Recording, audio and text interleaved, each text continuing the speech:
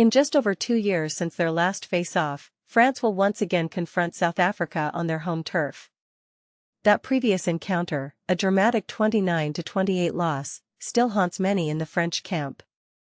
France's fullback, Thomas Ramos, shared in a recent interview how it took him a whole year to revisit the highlights of that painful defeat. Laurent Labitte, the back's coach during that unforgettable World Cup quarter-final, called it the hardest defeat of his extensive coaching career. Fabien Galthy, the French head coach, described the aftermath as a trauma and admitted to undergoing a lengthy period of self-reflection following the loss. Saturday's upcoming match at the Stade de France offers not just a chance for revenge, but also an opportunity for South Africa to plant a psychological seed as the 2027 World Cup looms. Another victory for the Springboks could reopen recently healed wounds for France, allowing their rivals to take up permanent residence in their minds, so to speak. Things aren't looking great for France. They've only managed to beat South Africa once in the last 9 encounters, a narrow 30-26 victory in Marseille in November 2022. For context, South Africa has claimed victory at Stade de France 4 times, a venue the Springboks appear to favor. France's last win over South Africa in Paris was in 2005. South Africa's coach, Rassie Erasmus, is showing a calm front ahead of the match. "We know what it's like to face France on their home ground," he remarked this week. "The atmosphere, the intensity, the passion, it's all very different." But is the Stade de France really as passionate as it's made out to be?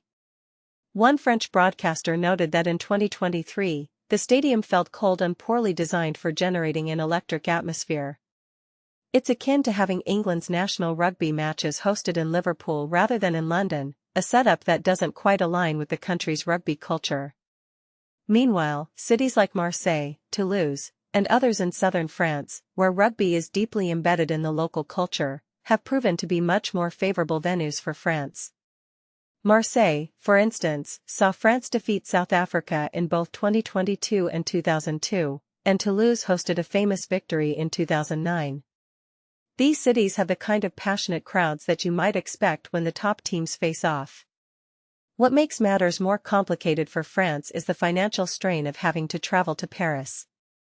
Most of the passionate supporters live far away in the south, and with rising costs, many fans simply can't afford to make the journey to Paris. Travel, accommodation, and ticket costs add up, making it a challenge for all but the most dedicated.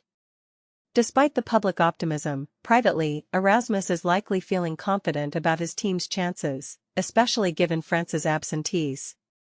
Key players like Antoine Dupont, Pito Malvika, François Cross, Theo Adesogbe, Yoram Moefana, and Winnie Atonio will be missing from the lineup.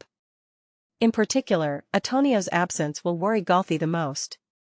A veteran tight head prop, Atonio's injury has left the French side scrambling for alternatives. In his place, rookie Regis Montaigne, with only 2 caps to his name, is expected to start alongside Baptiste Erdochio, another fresh face in the national setup. Saturday's clash will be an entirely new experience for these young props as they face South Africa's formidable front row, which is widely considered the best in the business. And let's not forget the bomb squad, South Africa's powerful bench players, who can change the game in an instant. As for Dupont, rumors had surfaced that he might be tempted by the breakaway R360 league, but he's now shut down those speculations. The French scrum half has been present at his team's camp in Marcoussis, supporting his teammates and participating in light training. Dupont is scheduled to make his return for Toulouse at the end of the month, and his recovery from a severe knee injury has brought hope back to French fans. Just last week, Dupont announced his contract renewal with Toulouse, committing to the club until 2031. Looking ahead to the 2027 World Cup, Dupont will be 29 by the time the tournament kicks off, and this could very well be his final World Cup in his prime. A win against South Africa would be a solid start to their preparations.